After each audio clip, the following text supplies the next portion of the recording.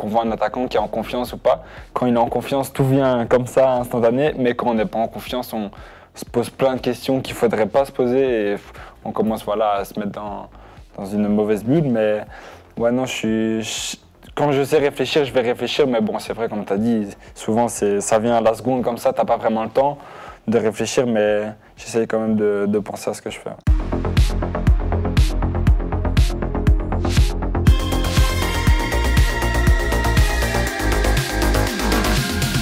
Salut tout le monde, bienvenue dans une nouvelle émission du Noyau Dur, l'émission 100% football belge, l'émission 100% radicale, une émission de passionnés pour des acharnés. Les passionnés ce soir, bonsoir Sacha Tavolieri. Bonsoir Malik, comment ça va? Bah super, tout va bien. Pourquoi cette question? Écoute, je pose des questions. Non, vraiment, tout va bien, mais on en reparlera, c'est ce qui fait le but, c'est ce qui fait le charme du Noyau Dur, c'est qu'on peut en débattre même en dehors des émissions par rapport aux différents débats où on n'est pas forcément tout le temps d'accord. Mais on va d'abord continuer les présentations parce qu'on a encore une belle émission ce soir avec Patrick de Belgium Touch. Salut Patrick. Salut Malik, salut tout le monde, ça fait plaisir d'être de retour après un mois. Et il ne revient pas en mode tranquillou, il vient avec le maillot du Real, tranquille. Ce week-end, vous avez vu un petit match plutôt pas mal. On a vu qui. On peut dire qui est derrière.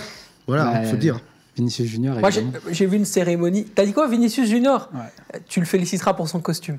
C'était exceptionnel, le costume ça, on peut le dire, rouge exceptionnel. au Ballon d'Or, fantastique. C'est ironique. Oui, absolument. Patrick, ça s'appelle le deuxième degré. Patrick, on voit que ça fait un mois que t'es plus venu, il comprend plus l'humour ici. Non, il faut le détendre là, c'est pas possible. Parmi nos belles personnalités, il y a Jules qui revient aussi. Jules, Jules belge, ça va? Salut, ça va, toi? Bah bien. Il est venu pour régler des comptes. Lui, on sait déjà qu'il va attaquer quelqu'un tout à l'heure, mais on sait pas qui. Non, tranquille. Tout en douceur. Ça va. Vous verrez, on a plein de beaux débats ce soir et surtout, comme à chaque fois, on a un bel invité. Cette fois-ci, nous, ça nous fait plaisir parce que ça fait quelque temps que tu essaies de la voir, hein, Sacha? Ouais, ça fait un petit temps, effectivement. C'est quelqu'un que j'apprécie en dehors des terrains et surtout sur le terrain. Je trouve qu'il a beaucoup de talent. Et donc, j'ai tanné son papa pendant des semaines et des semaines pour qu'il puisse venir ici dans le Noyau Dur. Je suis très content qu'il soit là. Et il faut dire ce qu'il y a, les parents sont là et ils vont être très attentifs de voir comment va se débrouiller le fiston dans cette émission. Salut Lucas Tassin. Bonjour à vous. Merci de m'avoir invité aujourd'hui. Ben merci à toi. Donc on rappelle, un jeune talent, pépite, comme dirait DJ Flash dans la précédente émission, 18 ans. Avec son pépite. Pépite, effectivement.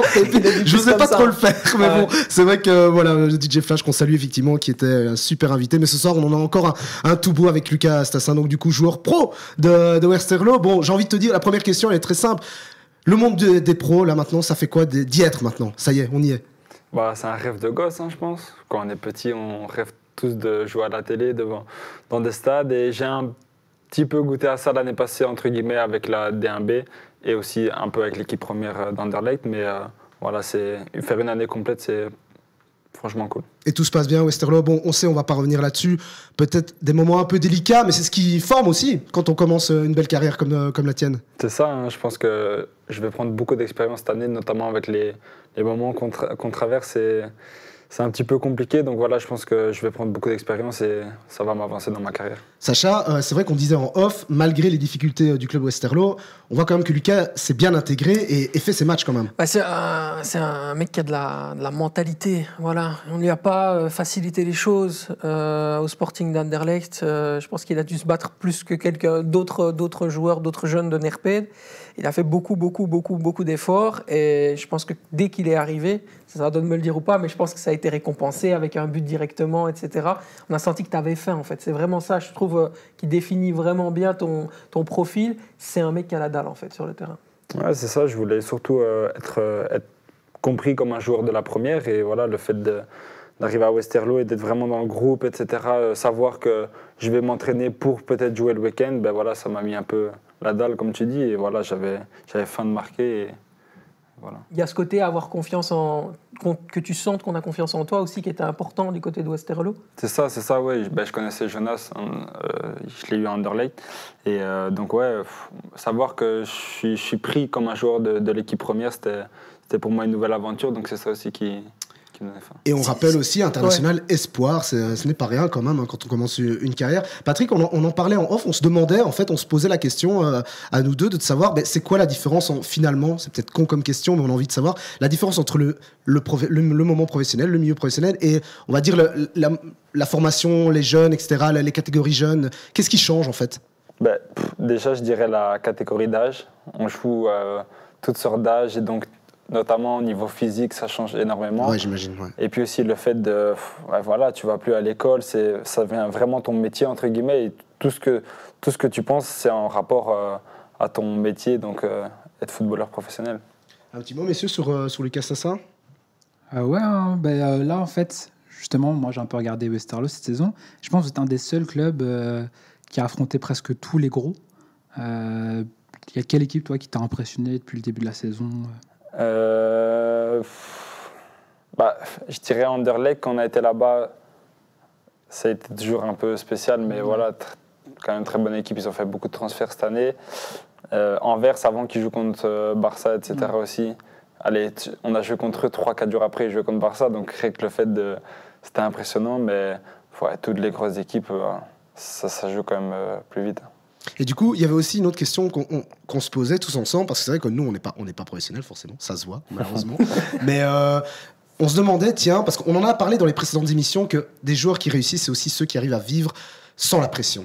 Comment toi, tu fais, justement, quand tu arrives à ce moment-là où tu sais que finalement, tu es regardé par pas mal de personnes, pas mal de gens autour de toi, mais aussi les gens qui te regardent à la télé ou même dans le stade. Comment tu fais pour vivre cette pression-là? Tu vides ta tête ou voilà, tu adores cette pression, justement? Non, justement, j'essaye de ne pas trop y penser parce que les premières fois où je jouais justement dans des stades, même s'il n'y avait pas beaucoup de personnes, mais le fait de savoir que je joue dans des stades ou quoi, je me mettais cette pression et du coup, je me concentrais vraiment pas sur le match et je ratais des bêtes de contrôle ou quoi. Ouais. Et donc, j'ai su vite apprendre à justement mettre tout ça de côté et juste me concentrer sur le match. Mais ouais, si j'y pense aux choses qui se passent en dehors du terrain, alors je vais commencer à faire des petites paires de balles ou quoi. Donc j'essaie vraiment de rester concentré sur le match. Tu as des tips justement pour essayer de faire le vide, pour être un peu concentré, pour être relâché, pour ne pas sentir cette pression?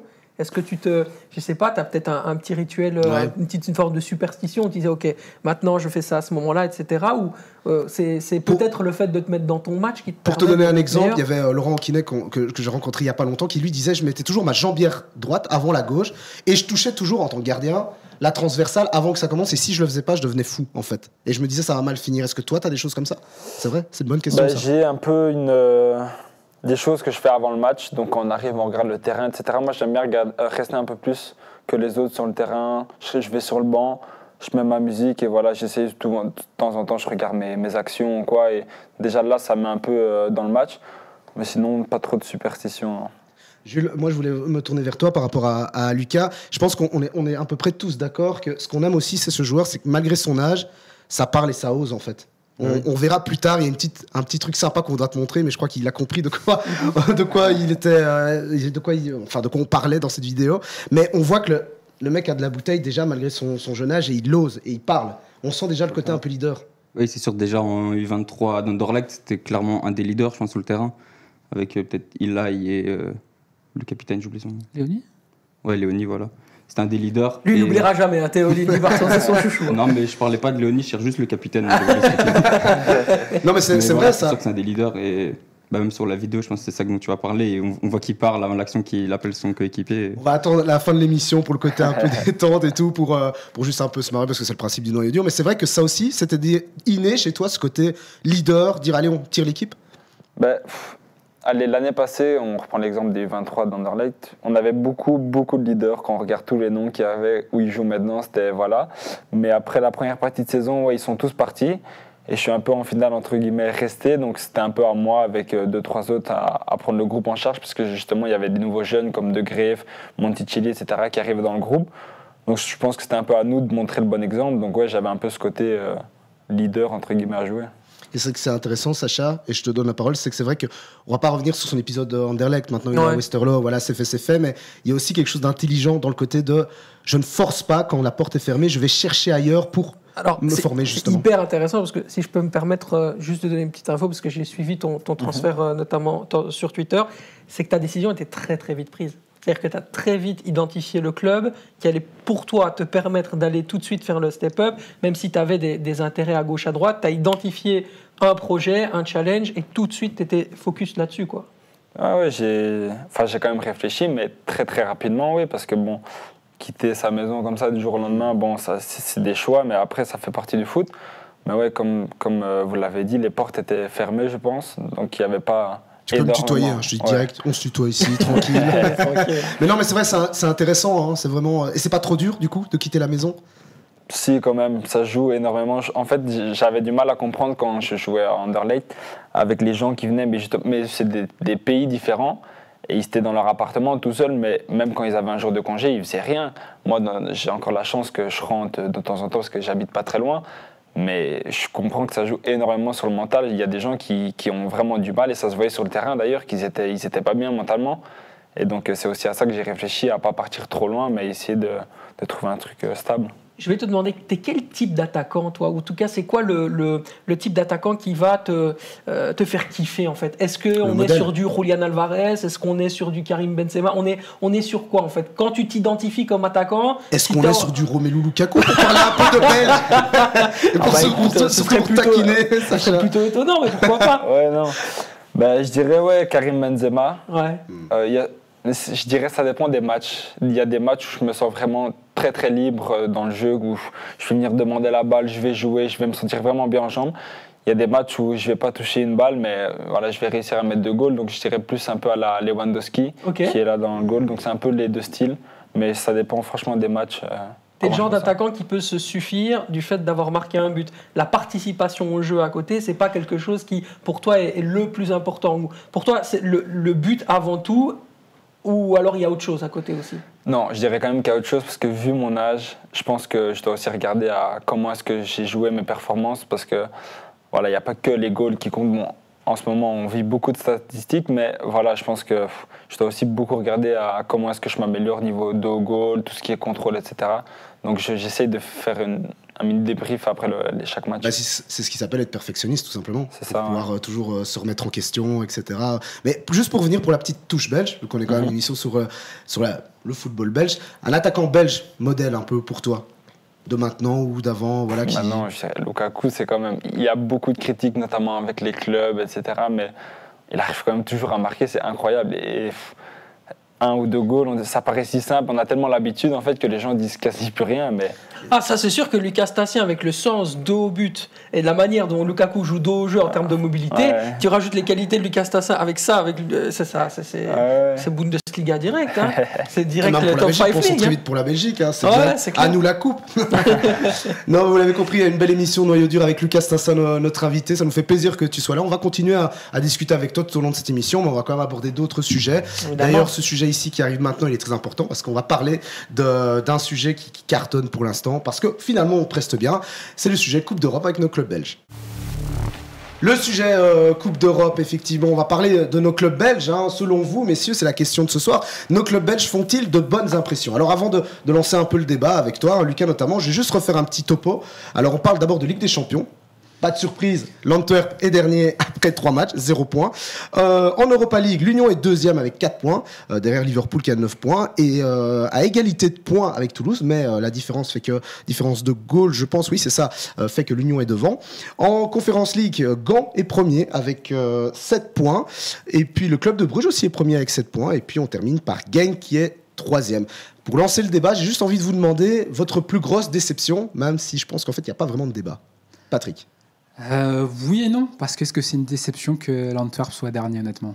En fait, moi, l'Antwerp, ce qui me dérange, c'est pas qu'il soit dernier, mais c'est la manière, en fait. C'est comment le match au Shakhtar il se passe, enfin, face au Shakhtar, où tu mènes de 2-0 et tu te fais revenir 2-3. Mais le pire, c'est qu'en voyant le match, en deuxième mi-temps, tu le sens arriver. Porto, tu mènes 1-0, tu te fais remonter, ça finit combien? 1-3, 1-4? Excuse-moi, c'est marrant, le 2-3, on a l'impression d'avoir vécu ça il n'y a pas longtemps au championnat de Belgique avec un club que Lucas connaît bien, qui était bien en première mi-temps, hein, mais qui après, se fait malmener. Mais non, sorry de t'avoir coupé, donc tu disais, oui. Et du coup, voilà, en fait, c'est plus la manière. Moi, ça me choque pas, parce qu'ils n'ont pas d'expérience en Coupe d'Europe. Voilà, Porto, c'est meilleur, Barça, c'est meilleur, et Shakhtar, même si on sait tout ce qui se passe en Ukraine, ça reste une équipe qui a l'habitude. Mais c'est la manière le souci. Mais quand on voit les matchs, Jules, est-ce qu'on peut pas quand même être déçu en se disant qu'il y a quand même par 2 fois le moment de prendre au moins des points, quoi? Je sais pas si on peut vraiment être déçu parce que, par exemple, on les voit, ils vont au Barça, les 10-15 premières minutes, ils essayent de faire le jeu. Et qui va au Barça essayer de faire le jeu? Enfin, je sais plus si c'était chez eux, mais contre le Barça, essayer de faire le jeu en Ligue des Champions, il y a très peu d'équipes qui font ça. ils ont ramassé derrière et je pense que ça les a mis dans un cercle vicieux et que c'est ça qui fait que derrière, en plus en championnat, ça va mal et puis ça fait que ça soit compliqué. Et avant de demander l'avis à Lucas, Sacha, rester sur l'Antwerp, c'est vrai que on peut quand même pas être déçu quand on sait par exemple contre le Shakhtar il y a un penalty en fin de match, c'est le capitaine qui tire et qui tire mal, enfin je veux dire il y a l'impression que rien ne tourne. Je pense que c'est une équipe qui apprend en fait. Là, on est vraiment sur un nouveau modèle, un nouveau Royal Antwerp Football Club, et ils sont en train de ce qu'on appelle manger son pain noir en fait. C'est vraiment là, il y a eu l'explosion la saison dernière, le fameux doublé puis le triplé avec la Super Coupe de Belgique, et puis tout est arrivé tellement vite en fait au final en Ligue des Champions, savoir gérer des moments. Tu sais, les moments les plus importants dans les plus grandes ligues, donc on parle de la Coupe du Monde, on parle du Championnat d'Europe, on parle de la Ligue des Champions, c'est qui va gérer le mieux ces temps forts et qui va savoir justement gérer le mieux ces temps faibles.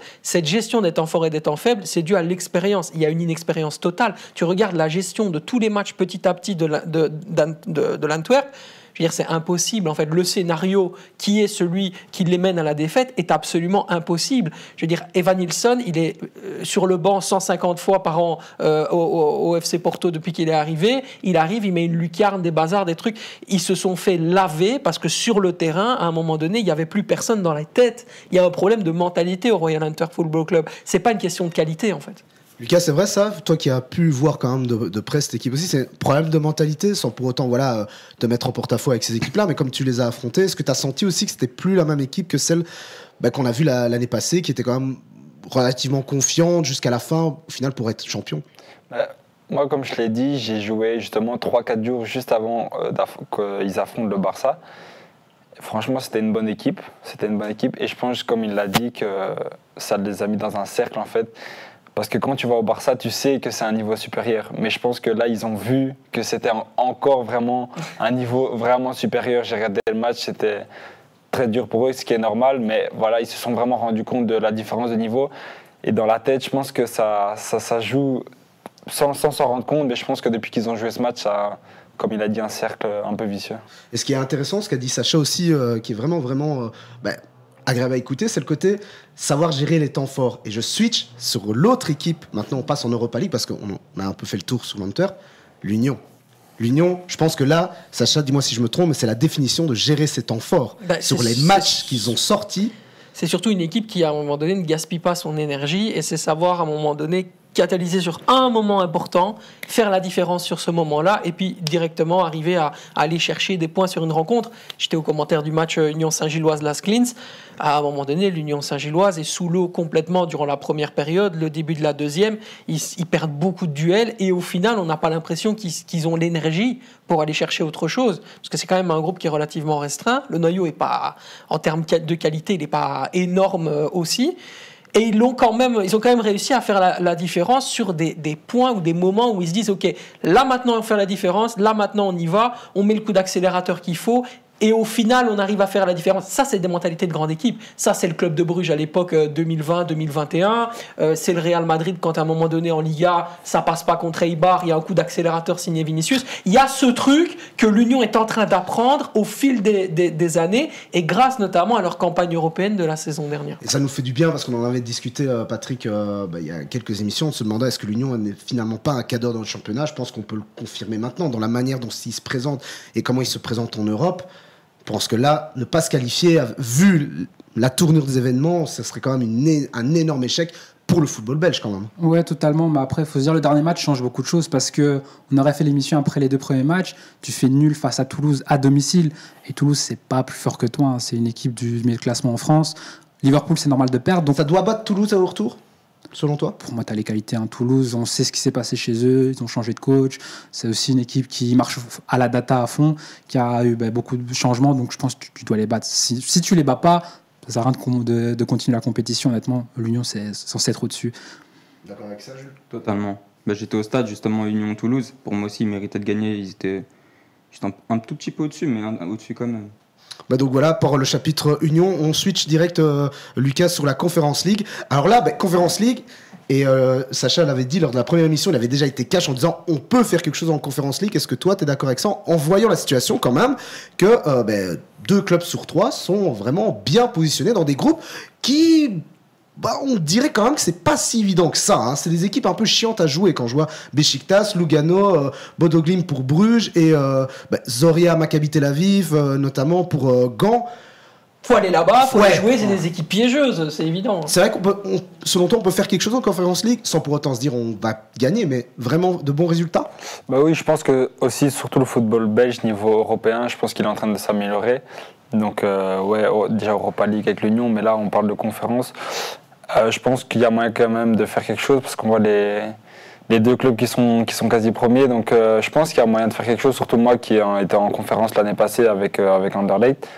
Et je pense qu'il y a moyen de faire quelque chose, je ne sais pas pourquoi, mais il y a quand même du niveau en conférence, c'est pas ça. Mais le fait qu'ils ont rajouté une 3e compétition européenne, voilà, je pense que niveau club belge, il y a moyen de faire quelque chose. Et quelle expérience, du coup, pour toi? Ça aussi, peut-être nous réexpliquer comment tu as vécu cette campagne européenne avec Anderlecht. Bon, on va pas revenir là-dessus. Un peu de déception pour les gens qui sont fans du football belge, mais quand même, je pense même que Sacha, si je me trompe pas, ça a été quand même quelque chose qui a peut-être révélé quelque chose pour nos clubs en se disant on peut faire quelque chose. Oui, la campagne l'année passée. C'est évident, le Sporting d'Anderlecht a haussé son niveau de jeu et le match qu'ils font dans le sous-marin jaune à Villarreal est absolument exceptionnel. Mais voilà, c'est encore une fois une question de mentalité et comment est-ce que tu arrives à faire le switch et passer à l'étape supérieure en disant vas-y maintenant, à un moment donné, on n'est plus dans les prérogatives d'un marathon, c'est quasiment un sprint, on doit être là au bon moment et savoir faire la différence. Et ça fait grandir aussi un joueur. Tu vois, tu joues une Coupe d'Europe, toi-même tu sais que après, en tant que joueur, tu as un autre homme aussi sur le terrain parce que tu es plus sûr de toi et t'oses plus certaines choses, etc. Je suppose. Oui, c'est sûr. Tu prends de l'expérience en Coupe d'Europe, c'est sûr, ça, parce que tu fais les trajets, tu visites des stades où tu te dis que des Ronaldo et des Messi ont joué là, donc rien que ça, ça te met en confiance. Ouais, les ambiances, j'imagine aussi. Les ambiances aussi, ouais. Et ton plus beau souvenir, du coup, si tu devais en sortir un l'année passée par rapport à cette campagne européenne, un truc qui t'a vraiment fait waouh? Moi, je dirais West Ham, l'ambiance. Ouais. Le stade est magnifique, là. Le stade est magnifique. Il y a les bulles et tout, c'est ça? Pardon? Il y a eu les bulles ou pas? Les petites bulles. Il y a eu les bulles, ouais. Mais quand il y a un goal, le stade qui se met... Parce que c'est pas des ambiances comme on a ici en Belgique où les supporters chantent pendant 90 minutes. Mais quand il y a une attaque ou qu'il y a un goal, tout le monde se lève et crie, c'est franchement impressionnant. C'est marrant que tu dis ça parce que c'est Marlon Fossé du Standard que j'ai eu la chance de rencontrer qui disait que c'était quand même vachement différent. C'est vrai qu'en Angleterre, tu avais quasiment un chant pour chaque joueur. Qu'en Belgique, c'est tous à l'unisson, mais qu'en Angleterre, il y a vraiment un truc quand tu es idolâtré. Ils font quelque chose pour toi, ils te donnent énormément d'amour, quoi. Ah bah écoute, c'est intéressant. Non, c'est... J'imagine un jour si on fait un chant sur toi, Sacha. Ah bah écoute, là, direct. Écoute, faudra que je sois joueur déjà pour faire un chant sur moi, mon cher Malik. Alors du coup, pour revenir sur nos clubs, allez, à combien de chances voyez-vous, on va dire, qui passe en fait? Si on reprend tous les clubs, qui passe sûr, qui passera pas, bon, l'Antwerp. En conférence ou... Qui restera européen en fait, tout simplement. Tout confondu? Tout confondu. Pas l'Antwerp. L'Union, normalement, ça passe. Au pire des cas, ça va aller en conférence. Bruges, c'est obligé de passer. Gand, ça va passer.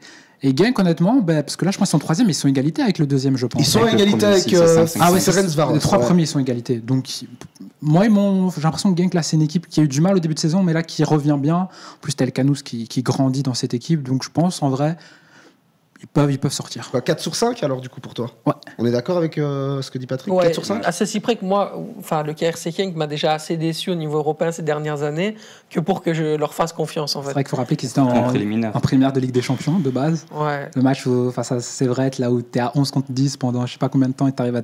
Ouais. Mais bon... Non, mais ils font des performances. Moi, je me rappelle d'un match 2-2 face à West Ham. C'était pas cette saison, c'était la saison encore précédente. Honnêtement, ils font un match de fou et derrière, ils vont perdre des matchs qui sont des matchs facilement gérables où tu vas pouvoir justement user de cette expérience qu'ils ont pu obtenir grâce à leur match nul pour faire un meilleur résultat et ils tombent à chaque fois dedans. Moi, j'ai un problème avec le KRC Genk, c'est que je trouve que c'est une équipe qui n'a pas encore assez de... Il y a quelque chose qui manque, c'est trop propre, c'est trop lisse, c'est trop gentil, c'est trop... Ah, mais non, mais à un moment donné, faut... Tu vois, va mettre un peu ton pied là où certains n'iraient pas mettre leur tête. Tu vois ce que je veux dire? Va chercher cette green, t'as fait quelque chose. Il y a un problème dans cette équipe. Peut-être qu'Andy Zekiri, qui est arrivé en provenance de Brighton, va pouvoir peut-être aider. Mais pour moi, ça manque de ce côté efficace, en fait. Cette pugnacité dont moi, je pense que c'est vraiment le truc le plus important et ce qui vraiment marche, en fait, chez les clubs en coupe, les clubs belges en Coupe d'Europe, c'est ce côté, on a peur de personne, etc. À un moment donné, il y a trop de calculs, il y a trop de pensées, c'est beau, c'est léché, mais il faut un peu se salir les mains, tu vois, pour être bon dans le football. Lucas, t'es ce type de joueur aussi, qui n'a peur de rien, qui y va, qui fonce, ou quand même, t'as tendance en ce moment à réfléchir beaucoup, à se dire tiens. Non, je réfléchis quand même beaucoup, ouais, je pense. Non, tu me regardes, moi je pense que tu réfléchis pas mal. Pourquoi mais parce que c'est vrai que moi, en regardant certains de tes matchs, j'ai pas l'impression, justement, c'est fou, hein, mais bon, voilà, je suis pas dans ta tête, mais en quoi tu réfléchis à quoi parfois? Trop? Ouais, trop, je dirais justement à essayer vraiment de trouver les petits détails qui font que, mais vraiment chaque truc, ben, je me demande toujours la question, j'essaie d'y réfléchir. Donc j'y vais pas juste pour dire d'y aller. Avant d'y aller, je réfléchis pourquoi est-ce que je vais faire ça. Et quoi, ça c'est dû à quoi? C'est les consignes de ton coach aussi? Ou ton coach à l'inverse, il lui dit arrête de penser, de réfléchir? Non, justement, il me dit vas-y. Mais ouais, j'y vais, mais je réfléchis quand même toujours avant dans ma tête. Tu veux dire qu'avant de faire une prise de décision, c'est un truc qui se fait en une fraction de seconde. Est-ce que tu as quand même le temps de te poser une question sur le choix que tu dois faire avant de faire le choix? Parce que les attaquants, c'est souvent ça. C'est le côté, à un moment donné, ils sont instinctifs. En fait. C'est ce qui fait la force d'un attaquant. C'est ça aussi. C'est aussi ça qu'on voit un attaquant qui est en confiance ou pas. Quand il est en confiance, tout vient comme ça, instantané. Mais quand on n'est pas en confiance, on se pose plein de questions qu'il ne faudrait pas se poser. Et on commence à se mettre dans une mauvaise bulle, mais ouais, non, quand je sais réfléchir, je vais réfléchir, mais bon, c'est vrai, comme tu as dit, souvent ça vient à la seconde comme ça, tu n'as pas vraiment le temps de réfléchir, mais j'essaye quand même de penser à ce que je fais. Ouais. C'est à ça aussi que ça sert l'entraînement, repeat à chaque fois. C'est ça, comme c'est ça, les tu mouvements, répètes les gestes ouais. Et comme tu n'as pas le temps de réfléchir, après tu es efficace. Quoi. C'est ça. C'est marrant parce que c'est une bonne réflexion. Ça, moi, on a vu tous récemment la vidéo de Lukaku qui s'entraîne avec les Diables, qui répète des gestes. T'es aussi comme ça à l'entraînement jusqu'à prendre énormément de temps à répéter, ou tu te dis bon après X temps c'est bon je passe à autre chose. Non, tu répètes énormément. Toujours, ouais. Finition surtout. J'aime bien en fait. C'est pas le fait que je vais me dire dans ma tête c'est bon j'ai trop fait, je vais rentrer. Non, c'est juste le fait de me dire je frappe au goal tout le temps parce qu'en match tu frappes 1 ou 2 fois sur le match et à l'entraînement tu vas faire des petits matchs, tu frappes pas souvent, mais le fait toutes les 10 secondes tu frappes c'est ouais. Ça, c'est un truc que je trouve qui te symbolise super bien. C'est que j'ai l'impression que quand tu es sur le terrain, tu t'amuses. Ça se voit. Tu t'éclates, en fait. Tu n'es pas là pour faire un boulot. Tu es là parce que j'aime bien le football et j'ai envie de m'amuser, j'ai envie de passer un bon moment. Il y a ce truc-là chez toi. Ouais, je suis heureux d'être sur le terrain, jouer. Quand on marque des goals et qu'on gagne, c'est encore mieux. Hein. Donc, c'est là que certains de la communauté du noyau dur diraient ben ouais, c'est l'effet Eden Hazard. Tiens, dans ta tête, Malik, tiens. Non, mais c'est vrai, effectivement, il faut reconnaître que depuis certains joueurs, dont Eden Hazard, ça a amené quelque chose pour les plus jeunes, dont Lucas, et je trouve ça très, très, très, très intéressant de se dire qu'il joue libéré, en fait. Vous jouez libéré alors que, je sais pas, à 18 ans, en équipe première, dans un stade souvent rempli avec les champs, etc. Le fait de jouer libéré, je trouve ça fou. Enfin, je trouve ça bien et c'est une belle preuve de maturité, en fait, déjà, quelque part. Ouais, mais je suis assez cool aussi en dehors sur le terrain. Et aussi sur le terrain, je suis souvent assez relax, tranquille. Donc voilà, ça se fait peut-être ressentir. Mais je pense aussi ce que tu as dit avec l'âge, à 18 ans, mais il y a de plus en plus de jeunes, justement, qui commencent. Donc je pense qu'on doit s'adapter. C'est une nouvelle génération. Donc on doit essayer de justement prendre en compte justement les stades, l'ambiance, etc. Et vivre comme un mec de 25 ans qui a déjà joué 10-15 matchs de Champions League. Quoi. Comme dirait le joueur préféré de Patrick, il n'y a pas d'âge dans le football. Il n'y a pas d'âge. Kylian Mbappé, c'est ton joueur préféré. Non. Bon, là, on est dans le noyau dur avec Lucas Stassin. On enchaîne les sujets parce que c'est vrai que l'heure avance, donc il y a quand même encore pas mal de trucs, notamment un club très intéressant de ce début d'année, c'est le club d'Anderlecht. Et je rappelle, dans le noyau dur, en plus de faire de beaux débats, il y a un beau cadeau aussi qu'on vous propose, mais on en parlera un peu plus longtemps en fin d'émission. Un concours qu'on a déjà lancé sur les réseaux sociaux. Vous pourrez gagner 2 fois 2 places pour aller voir nos Diables Rouges, mais ça sera en fin d'émission. On répétera un peu le mécanisme, comme ça vous aurez le temps de bien comprendre pour tenter de gagner ces places. Anderlecht, messieurs, bien, on doit revenir un peu sur le mercato anderlechtois. C'est vrai qu'on en avait un peu parlé dans les premières émissions, de se dire, voilà, est-ce que ça peut marcher ou pas. Après, X mois après, est-ce qu'on peut se dire que ce mercato est convaincant jusqu'à présent? On peut dire que le temps me donne raison. Il y a des gens qui disaient Anderlecht a visé top 6, c'est déjà bien. Là, ils sont deuxième actuellement. Nomme les gens. Qui disent ça? Je ne veux pas dire, je nomme pas. Il n'a pas dit les noms. Dis-moi si je me trompe, mais je pense au début de saison, quand on devait, tu sais, on avait fait une petite simulation, Lucas, où on voulait savoir qui allait être en playoff 1, playoff 2, playoff 3. Je pense que tout le monde avait quasi mis Anderlecht. Ouais, je pense que. Ouais, mais je parle de. Voilà, mais je pense que. T'aurais mis Anderlecht aussi, Jules? Dans le top 6. Ouais. Oui. Mais à l'émission, on en avait reparlé quand j'étais là. J'avais dit 5e fin de saison, moi. Je me rappelle. Et il faut enregistrer ça. Devant le Standard? Non, mais tu vois, ça veut dire qu'il est noyau dur risible. Tu vois ce que je veux dire? Il a compris que c'est pas parce qu'il était supporter du Standard qu'il pouvait pas mettre qu'Anderlecht top 5. C'est bien. Ah, mais pour moi, ils vont finir devant nous. Enfin, devant le Standard. Et justement, du coup, si on veut revenir sur ce classico perdu par Anderlecht, toi, t'en as pensé quoi de cette équipe et de ces joueurs, justement, de ces nouveaux joueurs d'Anderlecht? Les nouveaux, là. Ceux qui sont arrivés au mercato.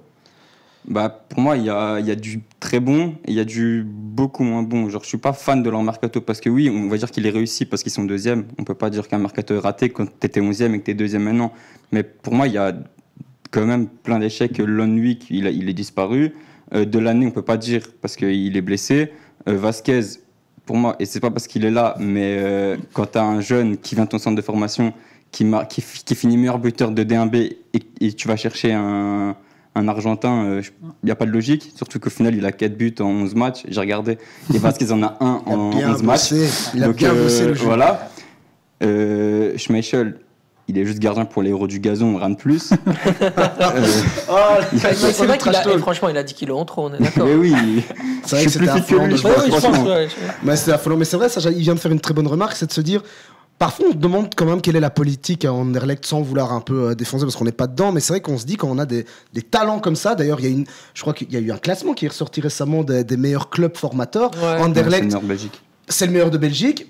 Pas trop mal classé, je crois qu'il est dans le top 50 si je me trompe pas. Ouais. Comment ça se fait qu'on en arrive à se dire finalement on fait une stratégie de joueurs étrangers? Pour savoir un peu comment fonctionne Anderlecht, c'est vraiment une question de mandat et c'est vraiment de la politique. Ça veut dire que le CIO, Jesper Fredberg, est arrivé avec un mandat. Lui, dans sa tête, dans son esprit, il est là pour incarner une carrière. C'est un jeune dirigeant. Dans sa tête, il veut obtenir des résultats parce qu'il sait que ça peut lui donner un tremplin pour aller ailleurs, pour faire autre chose. Et il se sert un petit peu d'Anderlecht aussi pour pouvoir lui aussi en tant que dirigeant augmenter un petit peu et devenir encore d'un autre calibre. C'est de la politique. Le Sporting d'Anderlecht, tout est éminemment politique au Sporting d'Anderlecht. Et donc du coup, forcément, il y a des jeunes qui passent à la trappe, il y a des jeunes qui décident de partir. On rappelle quand même que Romeo Lavia n'est pas au Sporting d'Anderlecht, des amis. Il est à Chelsea et il est passé de Southampton à Chelsea pour 58 millions de livres. Je dirais à un moment donné, il faut bien comprendre, on a des talents qui aujourd'hui sont titulaires à Manchester City, qui sont passés par Anderlecht, qui étaient bons, mais qui n'ont peut-être pas été exploités au maximum de leur potentiel. Anderlecht les a très bien vendus, ils ont d'ailleurs très bien fait ça. Mais Anderlecht est un club très spécial. Et aujourd'hui, ils se construisent véritablement sur la dynamique du résultat. Et sauf que la dynamique du résultat, elle ne convient pas à des profils, comme Lucas par exemple, où il faut plus de temps, il faut pouvoir comprendre, il faut de la psychologie, il faut savoir aussi se mettre un peu dans la peau des gamins, leur donner confiance, etc. C'est pas le cas du Sporting aujourd'hui. Le Sporting aujourd'hui, c'est une équipe qui est bâtie pour créer un résultat sans faire d'état d'âme. Mais est-ce que ce n'est pas le cas, Sacha, de la plupart des clubs aujourd'hui, de se dire on ne laisse plus trop le temps? Il y a des clubs qui parviennent justement à joindre les deux bouts et qui le font plutôt bien, parfois par nécessité économique, notamment le Standard qui a un petit peu l'obligation de vendre des jeunes, qui sait que c'est un petit peu leur courroie pour permettre aussi au club et la viabilité économique du club de rester. Que le SLC se maintienne en division 2, c'est hyper important. Voilà, il y a des clubs qui arrivent à jouer et qui ont parfois justement l'obligation de faire ça. Mais le Sporting d'Anderlecht, c'est très très compliqué parce que on est passé d'un monde où on faisait confiance aux jeunes, où c'était vraiment la clé, où on était encore une fois, dans un slogan politique, trust the process, ça va bien se passer, etc. On a Vincent Kompany avec nous et tout. Et puis de l'autre côté, on a eu des directions qui sont tombées. Le nombre de dirigeants, ce qu'on voit, on voit beaucoup de joueurs qui ne réussissent pas à Anderlecht. Mais est-ce qu'on fait le calcul de tous les dirigeants qui n'ont pas réussi à Anderlecht? De Peter Verbeek, en passant par tous les dirigeants qui lui ont précédé, ceux qui sont venus après. Voilà, c'est un peu comme il y a aussi ce côté institutionnel à Anderlecht qu'on peut retrouver au Real Madrid, où à un moment donné, le dirigeant, le président, il doit faire des résultats. S'il n'ira pas à ces résultats, il est dehors et c'est terminé. Comment se retrouve le jeune avec son état d'âme, avec son envie de progresser là-dedans? Difficilement. C'est vrai que le problème, c'est tu comparais. Évidemment, il n'y a pas de comparaison avec le Real Madrid, mais je comprends l'idée, mais sauf que ça fait depuis des années qu'Anderlecht ne fait plus de résultats. Donc à un moment donné, c'est vrai que la question se pose. Lucas, sans te mettre en porte-à-faux, simplement, moi j'ai envie de savoir tes années de formation Anderlecht, parce qu'on va revenir quand même là-dessus. Il y a un truc qui ne change pas, c'est l'un des meilleurs clubs, même le meilleur club belge, je pense, sans me tromper, dans la formation. Qu'est-ce que tu retiens de toi cette formation? Il y a Genk aussi, mais le Standard aussi, mais je pense que toujours Anderlecht est devant. Genk, ils vont chercher Anderlecht. Je pense quand même que Genk et Anderlecht, c'est encore au-dessus du Standard. À la différence près qu'Anderlecht parvient mieux à post-former que le KRC Genk. On va il y a toujours eu des problèmes dans la tangente entre les U21 et les pros. Voilà. Alors, du coup, ton expérience? Non, je pense que ça reste un des meilleurs centres de formation en Belgique. Je pense que tu demandes à n'importe quel jeune, quasi la plupart des jeunes, où est-ce qu'ils voudraient jouer, c'est Anderlecht. Je pense que c'est aussi la question principale, c'est que s'ils ont un choix à 7 ou 8 ans entre Genk et Anderlecht, je pense qu'ils vont la plupart voir l'Anderlecht.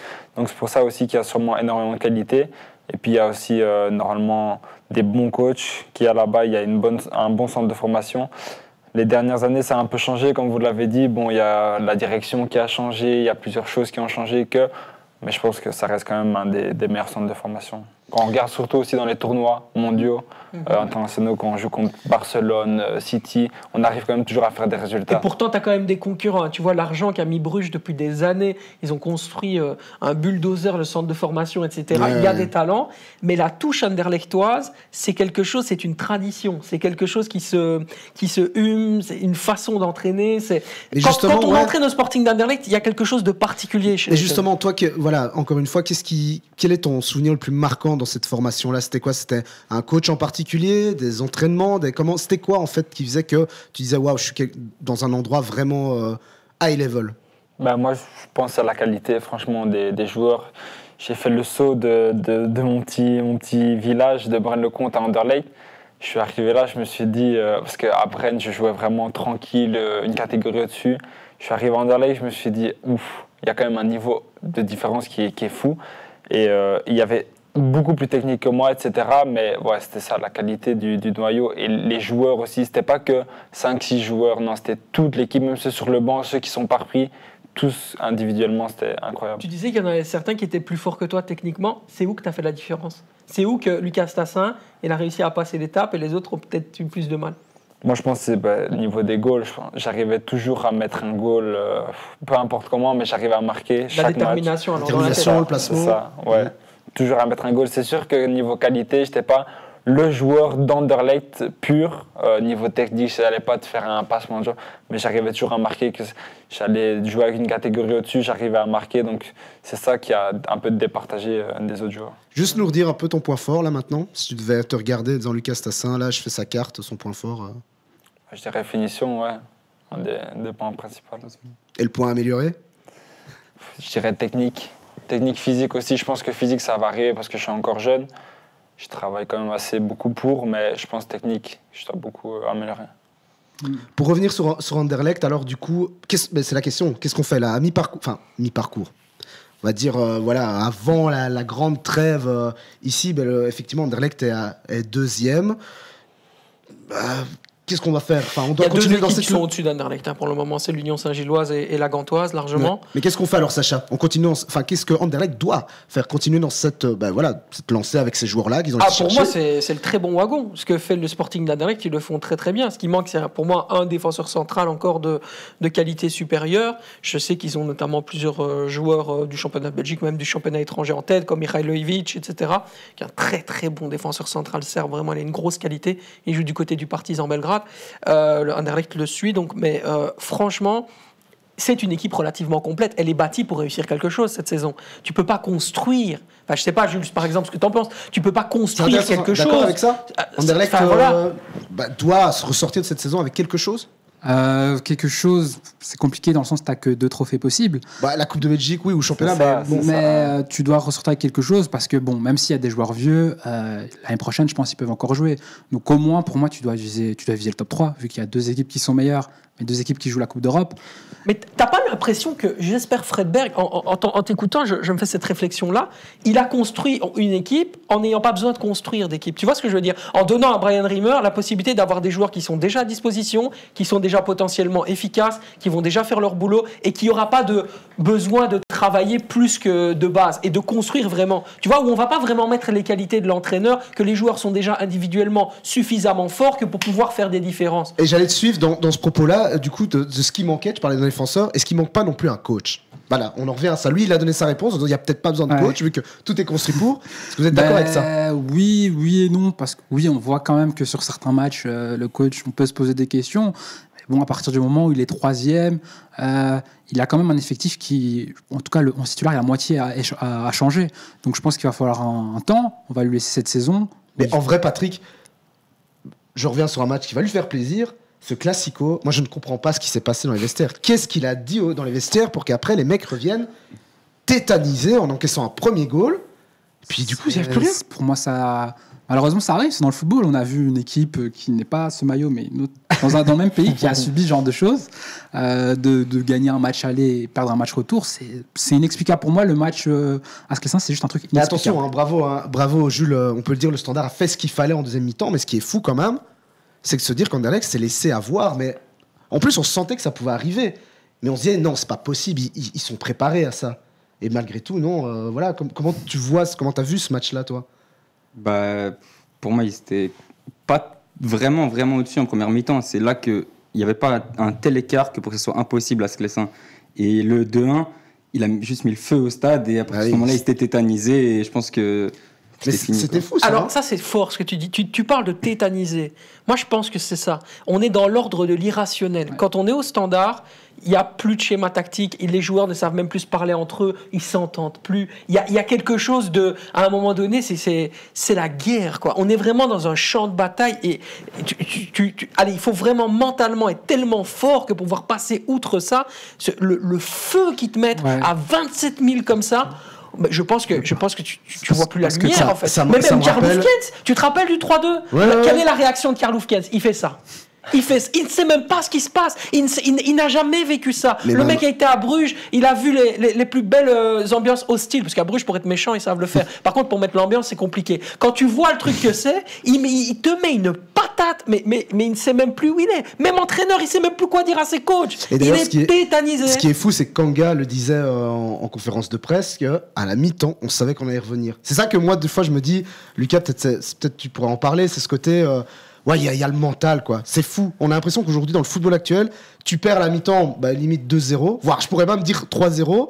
Dans la tête de certains joueurs, c'est non, mais on va le faire. Parce que quoi, sur le terrain, on sent qu'il y a moyen quand c'est ce genre de résultat, que tu sais que c'est peut-être pas forcément mérité. Je pense que c'est peut-être bête, mais il y a un truc qui a joué, comme tu l'as dit, c'est qu'il y a eu l'occasion de faire 3-0. Ils ont fait 3-0, qui est annulé par la VAR. Bon, j'ai vu l'image, je sais pas ce que vous en pensez, mais c'est franchement limite, franchement.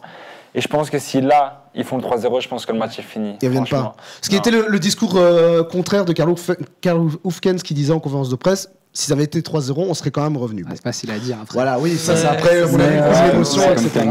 Dans la tête des joueurs, quand c'est 2-0, tu te dis que tu mets un goal, tu reviens à 2-1, c'est voilà, mais 3-0, c'est quand même un gros exactement score. Ce que tu dis, c'est à 2-1, on s'est dit tout de suite, mais en fait, le 2-2 va arriver dans la foulée. Mais en fait... C'est encore une fois, 2016, Paris, ils ont ouvert une boîte de Pandore là, avec la remontada. Et en fait, j'ai l'impression que plus rien n'est impossible. Tant que tu restes à 2 buts, tu te dis c'est possible. Mal, les rois des losers. En plus, vraiment, les rois des losers. Ça me fait penser, bon, ok, c'est une compétition en bois personnellement, mais en Ligue des Nations, quand on affronte la France, on les tape en première mi-temps, et puis ensuite, pareil. Moi, c'est pas la France qui m'a marqué, c'est la Suisse.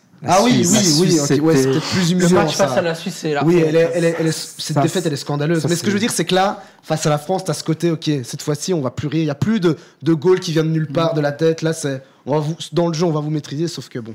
Non, c'est joué à. Voilà quoi. Mais t'as déjà vécu l'ambiance de Sclessin? T'étais à Sclessin? Je l'ai vécu différemment. Je l'ai vécu l'année passée avec Felice Madou. Madou, c'était un de ses derniers matchs, on le savait tous.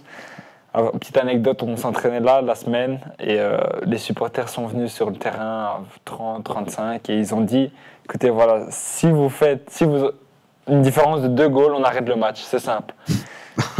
On arrive là-bas déjà en ambiance, tu vas t'échauffer, le stade il est à moitié rempli, les gens ils te sifflent, tu te dis, t'as atterri où ici?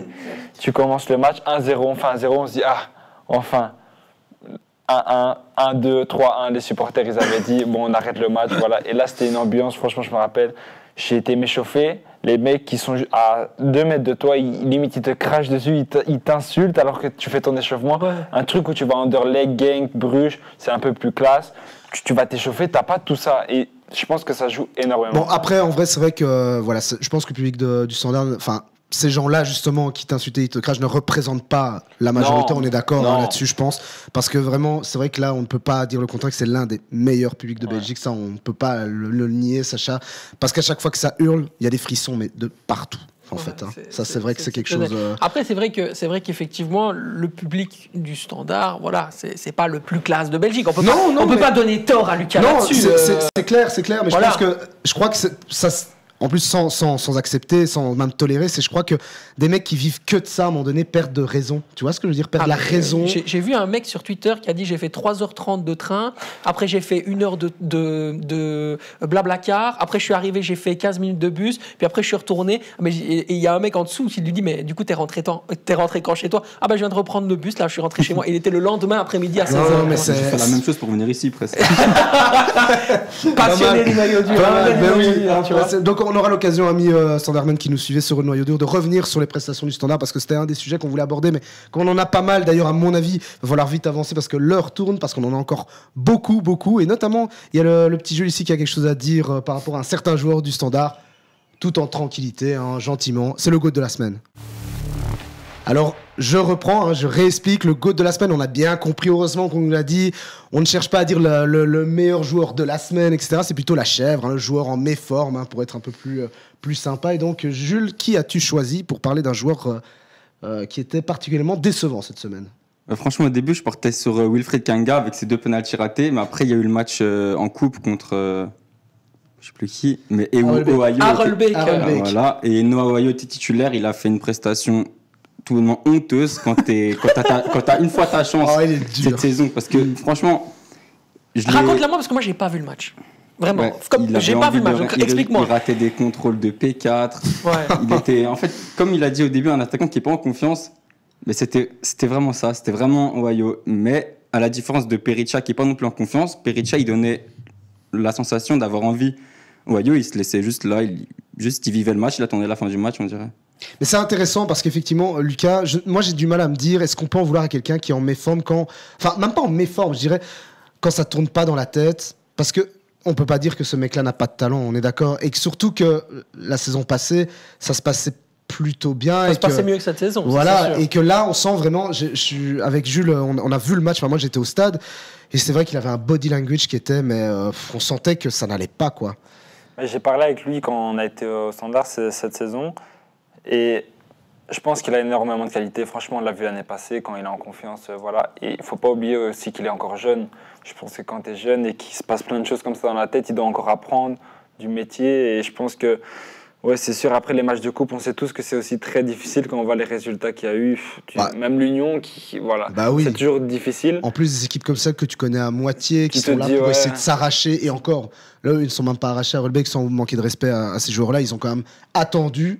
Vraiment, ils ont fait bloc bas. Il n'y avait rien à faire dans ce match, en fait. Heureusement qu'ils en ont mis 5, mais c'était quand même laborieux, quoi. Je veux dire. Mais donc, oui, et toi, tu as eu des moments de doute aussi? Ça t'est déjà arrivé? Quand tu dis, ça va pas là, et tout, ça se transmet direct sur le terrain, dans tes prestations Moi, ça l'année passée, hein, surtout. Quand on arrive en play-off 1, on a réussi à se qualifier avec les U23, du coup, la D1B.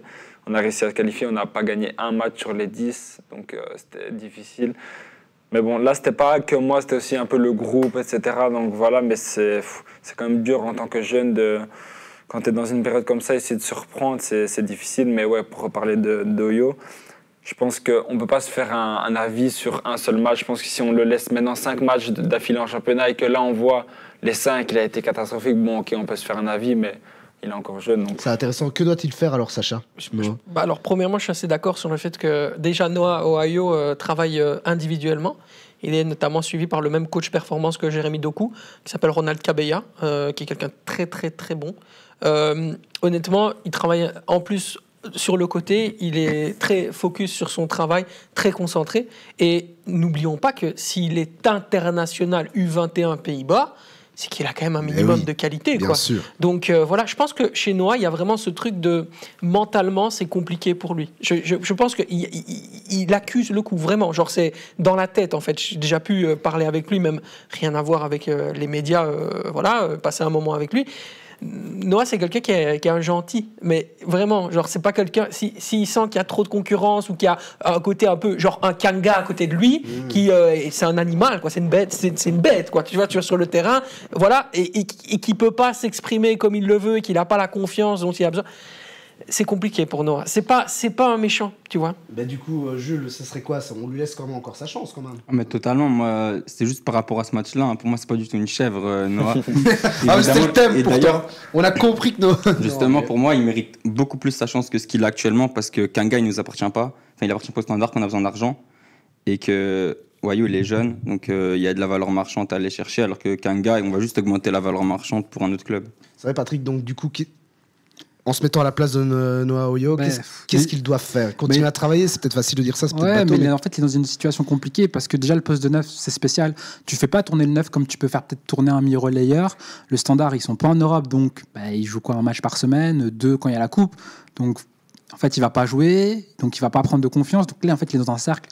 Va falloir sortir. Après, on sait maintenant, il y a des joueurs, Open Day, on a déjà parlé, même à côté du terrain, entre guillemets, des psychologues, tout ça, des coachs mentaux pour aider. Je pense que c'est peut-être ça qui peut l'aider parce que dans la situation où il est, c'est. Tu as déjà pensé ça, Lucas? Ouais, ou tout simplement qu'il aille jouer avec le SL16 aussi pour prendre des minutes du temps de jeu. Je pense que ça peut l'aider. Est-ce que c'est pas un aveu, parfois, je sais pas, hein, je peux peut-être te retourner la question, de se dire quand tu as goûté au noyau pro, de retomber en bas, est-ce que c'est pas un aveu d'échec parfois? C'est ça, c'est la plupart des jeunes joueurs comme ça, quand ils ont goûté à l'équipe première, ils veulent plus redescendre comme ça pour l'ego, et c'est ce que je peux comprendre. Mais dans ce genre de situation, je pense que le mieux à faire, c'est prendre du temps de jeu, rattraper du rythme. Et voilà, ça tombe, il redescend, il va mettre quelques goals, puis on va lui redonner sa chance encore en première. Et là, il sera en confiance, il aura des minutes. Donc, ouais, pour moi, c'est jouer, juste jouer. Et toi, ça t'est déjà arrivé de un peu regarder ce qui se passe ailleurs, genre tes potes, tu vois, qui ont réussi et qui sont peut-être à un niveau, peut-être un peu plus haut, sans vouloir en manquer de respect, mais je dis ça parce que Noah Oyo, il expliquait qu'un de ses meilleurs amis, c'est notamment Bellingham. Et donc... Simons aussi, je crois. Ouais, mais je veux dire simplement, je me mets dans la tête d'un gamin qui se dit, bon, il y a mon meilleur pote. Mais qui est passé à Mykonos avec un des meilleurs joueurs du monde. Après, il se retrouve, il joue au Kanga. Quel merde. Excuse-moi, mais c'est vraiment triste. Quoi, tu vois. Ah oui, non, mais allez, blague à part sans rigoler. Moi, je me pose vraiment la question de me dire, ça doit pas être facile. Enfin, je crois que c'est même humain de se dire, putain, mon pote là, il est en train de tout tuer, et moi, entre guillemets, je suis planté à Liège. Ça doit pas être facile. Hein. Enfin. Ouais, franchement, ça doit être dur. En fait, tu dois te dire pourquoi, qu'est-ce que j'ai fait de mal, en fait.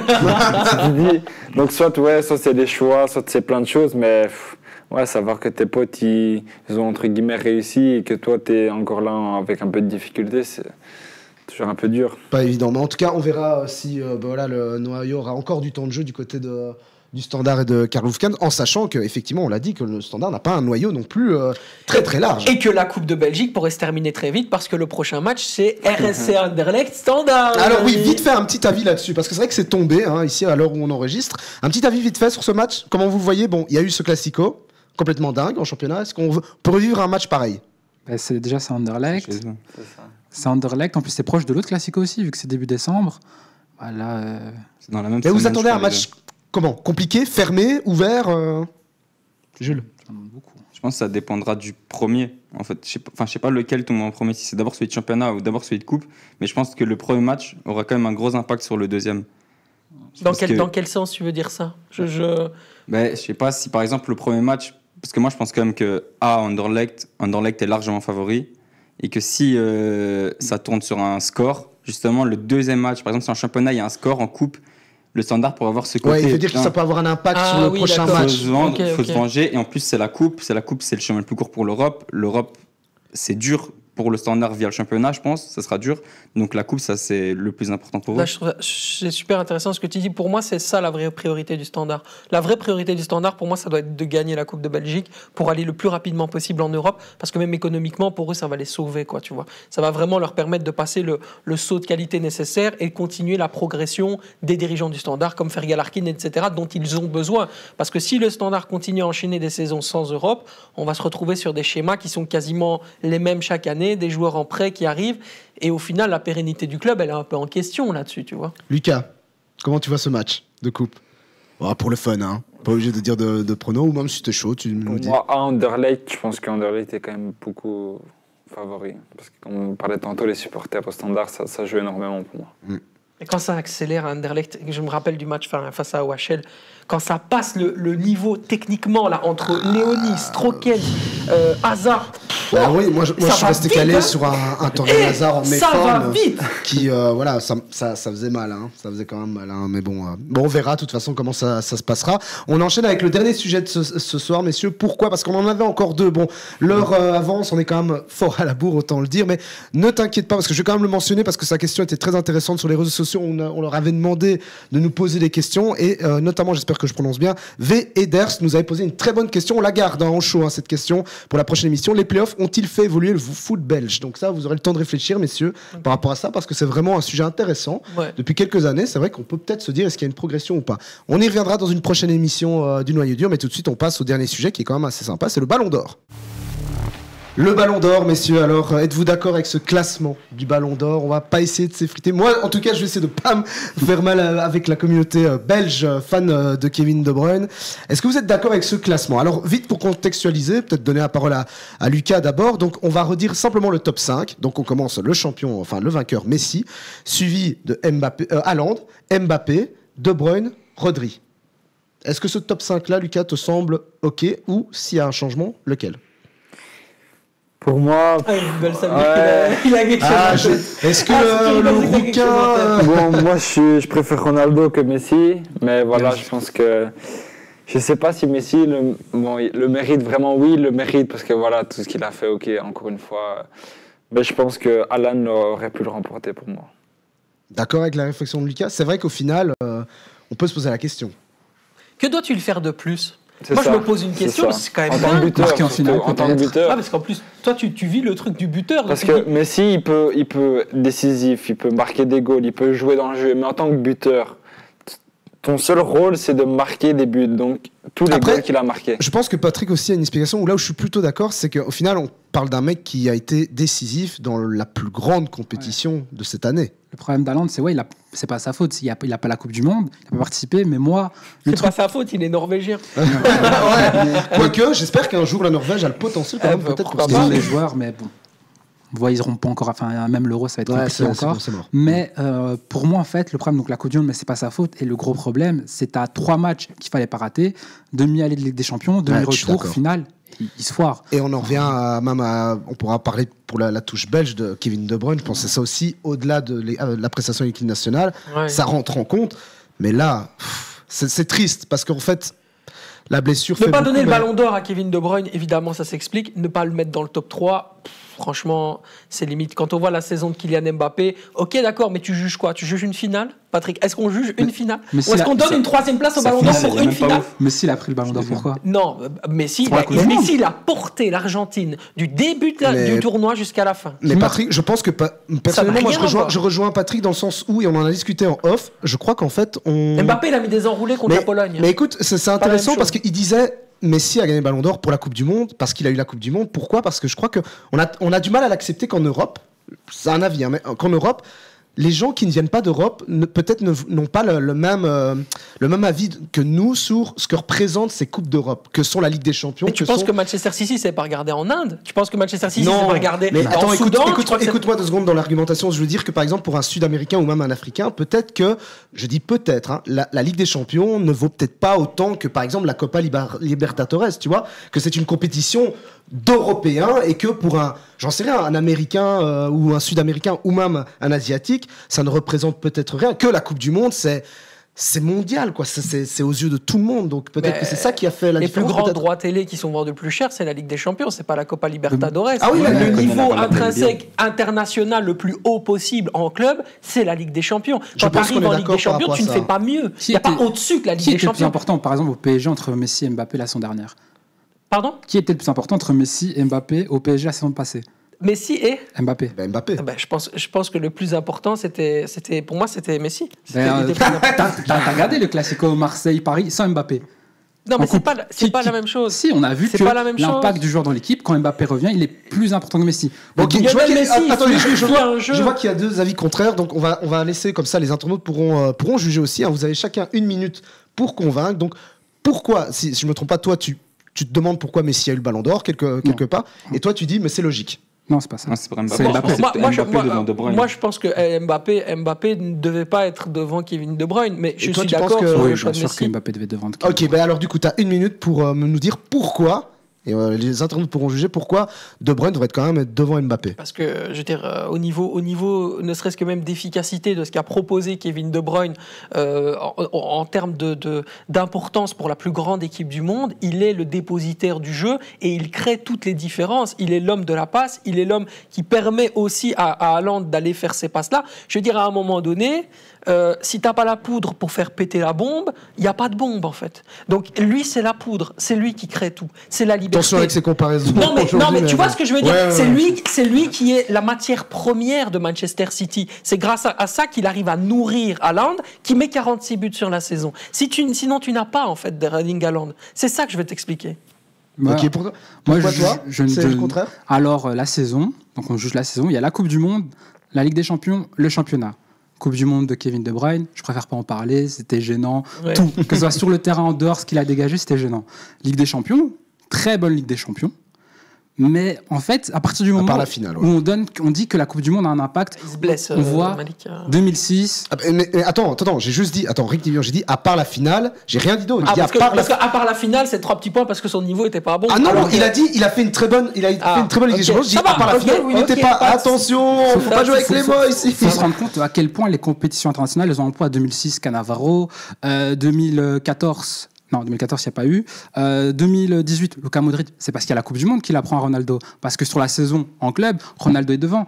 Et là, en fait, on normalise un mec qui a mis 8 buts. 8 buts en Coupe du Monde. Il y a des gens, ils vont jamais mettre 8 buts dans leur carrière en Coupe du Monde. Mais je normalise quoi ? Je trouve ça exceptionnel. Je trouve ça extraordinaire. Il n'y a pas de normalisation. C'est juste que, pour moi, sur l'ensemble d'une Ligue des Champions et sur l'ensemble de la Première Ligue, qui est le championnat le plus important au monde, le plus suivi et le plus compétitif, si à un moment donné, sans toi, ton meilleur buteur n'arrive pas à fonctionner, ce qui est la vérité, les passes, elles étaient directement vers Haaland. C'est compliqué. Et Mbappé, il a eu des moments où il est passé à travers au PSG. Mais personnellement, on en revient à ça. Je crois que vraiment, il y a des gens au bout du monde qui ne jugent pas. Et moi, je te rejoins. C'est la plus grande compétition, le championnat anglais est la plus grande compétition de football. La Ligue des Champions, c'est le gratin des plus grands clubs au monde. Mais il faut juste se dire, est-ce que de l'autre côté de l'Atlantique ou ailleurs, on se pose la question. Mettons les choses en parenthèse. Avec Patrick, on est d'accord. C'est un extraterrestre. Kylian Mbappé fait peur. Moi, quand il était avec la France, je me dis, voilà, ce mec fait flipper à voir, en fait. Il est bizarre. Et il transpire pas alors qu'on est en prolongation. C'est bizarre. Je veux dire, il y a vraiment des trucs où tu te dis, mais il a quelque chose que les autres n'ont pas, quoi. Et c'est exceptionnel. Et il fait peur parce que tellement il est fort. Il n'y a pas de souci. Mais sur le débat de la longévité et de l'endurance, pour moi, ça doit être une course de fond, le Ballon d'Or. Voilà. Je suis pas d'accord, parce que Kevin De Bruyne, si on regarde bien sa saison, il a eu aussi des moments de creux. Il a eu des moments de creux post-Coupe du Monde. Ça a été compliqué. Par exemple, le match Arsenal, où il gagne, où il marque, il est pas bon. Face au Real, où il marque, il est pas bon. Face au Bayern, c'est pas lui. Oui, mais attention, il y a quelques temps, tu disais, quand même, quand il est pas bon, il marque, et c'est ce qui est important aussi. C'est pour ça que c'est le meilleur joueur belge de l'histoire de la Première Ligue. Mais là, on parle du Ballon d'Or, en fait. Non, c'est pas pour moi. Sur la saison dernière, il fait pas partie des 2 joueurs les plus importants de City. Rodri, par exemple, donc, Rodri passe devant. Si je vous comprends, il y a débat entre la 3e et la 4e place, en fait. Pour moi, c'est 4-5. 4-5, je peux avoir débat. Parce que pour moi, Rodri, il fait une meilleure saison. Attends, qui ferait 1, 2, 3 pour toi, alors, du coup? Quel manque de Rodri. Moi, ça, je suis d'accord. Rodri. Moi, j'aurais mis 3 Rodri, 4 De Bruyne, 5 Mbappé. Ok. Lucas, j'aurais mis Rodri devant. Lucas, d'accord avec ça. Donc, il y aurait Messi, Haaland, Rodri, De Bruyne, Mbappé. Pour moi, ouais. D'accord avec ça. 3e Mbappé, 4e Rodri et 5e De Bruyne. Mais c'est intéressant. Donc du coup, toi, ta réflexion par rapport à l'année de Kevin De Bruyne, déception quelque part ou pas? On ne peut pas être déçu avec la saison qu'il a faite, mais Rodri a un peu étonné dans le sens l'homme du match qu'il a été quasi tout le temps en Champions League, c'est... Voilà, pour moi, ça, c'est des trophées qui... Mais je voudrais revenir sur ce que tu as dit, Sacha, parce que c'est intéressant. Voilà, c'est la matière première, Kevin De Bruyne. Mais ce qui est fou, c'est que quand on entend certaines interventions de Pep Guardiola, cette année, j'ai l'impression qu'il y avait beaucoup plus Rodri en termes d'éléments essentiels que De Bruyne. Comment tu l'expliques ça? Rodri, c'est pas une courroie de transmission, c'est l'équilibriste. C'est celui qui va permettre justement le lien entre une défense, et Manchester City joue à 4 défenseurs centraux, qui tient la route, et effectivement le secteur offensif qui, lui, va permettre de faire la différence. Il est le Sergio Busquets de 2009. C'est encore plus que Sergio Busquets. Je trouve qu'il est capable de faire encore plus. Parce qu'on voit, le mec arrive à être décisif. Quand on regarde Busquets dans le classement de Ballon d'Or, à l'époque du Grand Barça, il n'a jamais été très proche. Est beaucoup plus, je dirais, pragmatique, et justement, et encore va plus dans l'efficacité que le tiki-taka de Guardiola à un moment donné, où on va se dire ce qu'ils veulent. Ils se chiberaient bien sur des passes à 150 passes pour le plaisir de faire 150 passes. C'est pas la même chose. Manchester City et Pep Guardiola a fait évoluer sa formule avec un football qui est beaucoup plus terre à terre, empirique, et qui va justement permettre de faire plus de résultats. C'est normal que Rodri soit la version évoluée de Sergi Busquets de 2009 à 2023. Moi, ça me semble logique, en fait, parce que le football a tout simplement évolué, mais Kevin De Bruyne, il est essentiel à système. Mais donc tu l'aurais aimé à quelle position? 3e alors? Ou t'aurais aimé moi j'aurais aimé le voir 3e, oui, je pense que c'est pour moi sa place. Non, parce qu'à un moment donné, là, il y a la loi des buteurs. Haaland, il a raflé tout ce qu'il devait faire. Il a battu un record qui ne s'était plus fait depuis 1962 en Première Ligue. Enfin, est-ce qu'on se rend compte du truc, quoi? Mais ça, c'est intéressant aussi, parce que toi, tu es attaquant. Est-ce que, par exemple, tu trouves ça... voilà, le mot c'est pas peut-être normal, mais est-ce que c'est logique que ce soit tout le temps un peu les plus hype ou les postes les plus importants qui remportent le Ballon d'Or? Je veux dire, par exemple, pourquoi, selon toi, on ne verrait pas prochainement un gardien ou un défenseur? On l'a vu avec Cannavaro il y a quelques années, mais voilà, on peut revenir sur un Belge, Thibaut Courtois, qui termine 7e l'année passée. C'est quand même fou, quoi. Est-ce qu'on pourrait pas un peu changer, selon toi, la formule un peu du Ballon d'Or pour voir peut-être d'autres postes différents? Bon, après, toi, t'es attaquant, mais... Pour moi, on pourrait, mais le football, au final, ce que les gens ils aiment voir, c'est quoi? C'est un joueur qui joue, qui fait le jeu, qui marque, qui peut tout faire. Donc, oui, un gardien, c'est hyper important. Un buteur aussi, qui va être devant un bon défenseur, c'est essentiel dans une équipe. Mais pour moi, la base du football, c'est les Ronaldinho, les Neymar qui donnent plaisir aux yeux. Et pour moi, ça joue énormément. Après le trophée Gerd Müller, ça fait vraiment coupe en chocolat. Ouais. Excuse-moi, mais t'as vraiment la sensation de dire, écoute, t'as pas gagné, il y a Léo, et on ne sait pas si tu gagneras un jour, mais tiens, quand même, on va te donner quelque chose parce que vraiment, tu nous fais tiep. Il y a vraiment ça, tu vois. Il a inventé juste pour Robert, hein, pour dire en 2020, on l'a annulé. Ouais. On l'a annulé, du coup, vas-y, 2021, on te donne ça. Ouais. 41 buts en Bundesliga. On va me traiter d'utopisme, mais est-ce qu'on pourrait pas imaginer une espèce de cérémonie un peu comme, on en a parlé, un peu comme les Oscars, où tu aurais quand même des espèces de mini ballons d'or pour chaque poste, comme ça au moins on sait qu'il y a le ballon d'or du gardien, le ballon d'or du défenseur, et le grand ballon d'or qui récompense le plus grand joueur de la saison. Je pense que sur différents on aurait même pu faire un ballon d'or d'honneur, hein, pour Eden Hazard, on peut continuer à aller jusque-là. Si mais je pose juste la question, je me dis, est-ce que c'est pas plus, on va dire, plus sympa, parce que regarde l'UEFA, ils le font pour, on va dire, le joueur UEFA de l'année par poste. Tu sais, c'est qui a fini meilleur défenseur? Tu vois, tout le monde s'en fout. Parce que le Ballon d'Or est en train de... On se souvient du meilleur joueur. Ouais, ça va, tout, en fait. Je vais revenir sur Thibaut Courtois, qui sans lui, le Real n'est pas champion, la Ligue des Champions. C'est le mec qui a battu un record en finale, et pourtant, effectivement, c'est la triste réalité. Je pense que tout le monde s'en fout de se dire que Thibaut Courtois est 7e, quoi. Enfin, ça choque personne. C'est un peu triste quand même. Mais bon, bref, on va pas refaire le football. Hein. Ah non, mais surtout que je pense que Domenico Tedesco, il a beaucoup de boulot là, avec Thibaut Courtois. On va pas le remettre dans une sauce qui pourrait, à mon avis, tracer amère. Pour revenir sur Kevin De Bruyne, c'était sa dernière chance de espérer faire quelque chose de très, très... non, il va gagner l'Euro cet été. Cette année-là. Cette année avec la Belgique, je pense que c'est son année. C'est son année. Allez, on va croiser les doigts. Et il va exploser avec Manchester City. Il va aller en finale aussi. Il va évidemment perdre face à l'Inter Milan de Simone Inzaghi. Et puis après, c'est mon club en fait. Je suis supporter de l'Inter, tu vois, depuis que je suis tout petit. Faut replacer Lucas quand même. Il ne sait pas, il rigole, il se dit mais pourquoi il parle de l'Inter? Et puis derrière, gagner bien sûr avec la Belgique, c'est notre rêve à tous. Parce qu'en plus, pour une fois, je pense que Guardiola, le problème qu'il avait avec De Bruyne, c'est qu'il les sort, il le fait jouer tout ce qui est possible.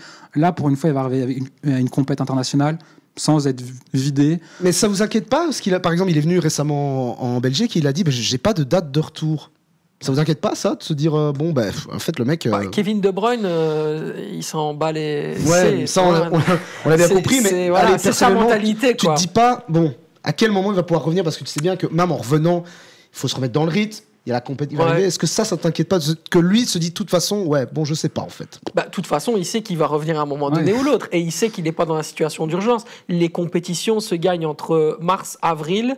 Et puis après, tu finis évidemment avec les finales en mai. Mais c'est là qu'on attend Kevin De Bruyne. Il doit être bon en 2024. 2023, tranquille, qu'il passe Noël avec sa femme, ses enfants, qu'il se fasse plaisir. On s'en fout de lui en 2023. 2024, quand ça va commencer à compter, là, on va commencer à pouvoir peut-être être crispé ou à attendre des choses. Pour le moment, qu'il se fasse plaisir, qu'il se revalide comme il doit se revalider. Kevin, profite bien 2023, mais 2024, Sacha, t'attends tous. J'avais une question d'ailleurs. Est-ce que vous, parce qu'il se blesse la première journée contre Burnley, est-ce que vous avez compris? Moi, je n'avais pas compris déjà pourquoi il part titulaire.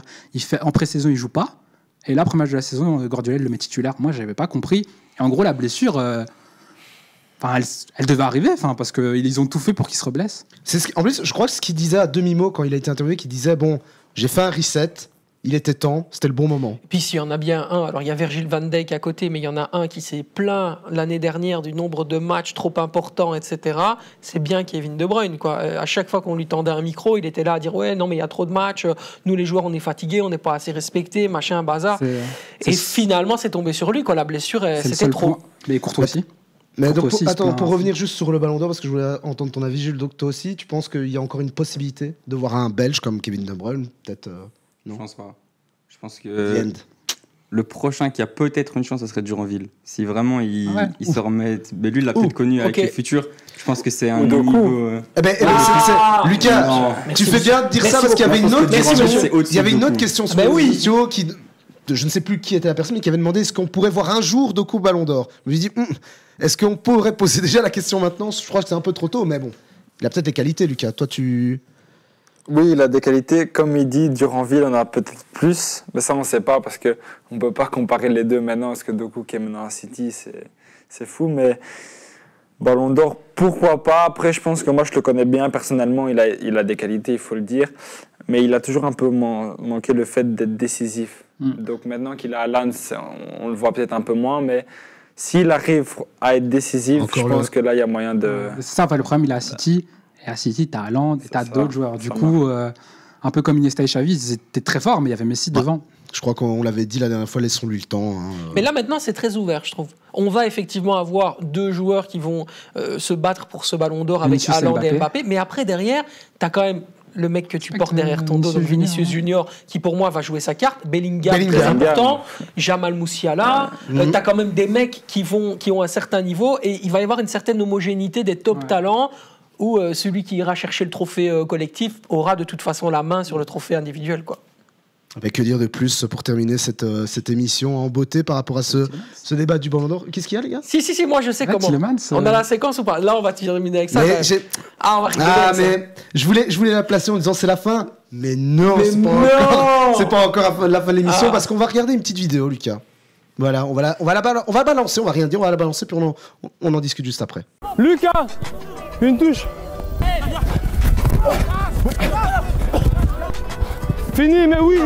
Bien joué, gros.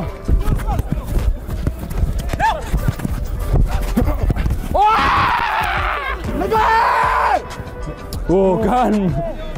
Il en manque un chez vous. Joyeux anniversaire. Putain, fou, je pars seul au goal. Hein. Pourquoi tu fais ça, frère? Attends. Ilaï, tu me connais, Ilaï. Tu me connais, je l'ai dit, tu me connais, Afou. Je l'ai dit, Afou, tu sais très bien où je vais aller, Afou.